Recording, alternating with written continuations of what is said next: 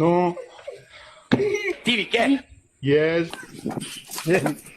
எந்த அளவு இதெல்லாம் பண்ணிருக்கு. Yes.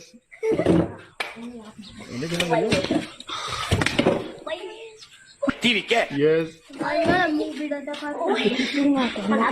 தலை கண்டிவே. இந்த மொய் செமி இந்த ரீல்ஸ்லாம் பார்த்துக்கிட்டா வேர்ல்டு ஃபுல்லாக ட்ரெண்ட் ஆயிட்டல. இப்ப நான் தான்டா ஊரோட டாப்ல இருக்கிறேன். மத்த எல்லாவனுமே எனக்கு கீழே தான்.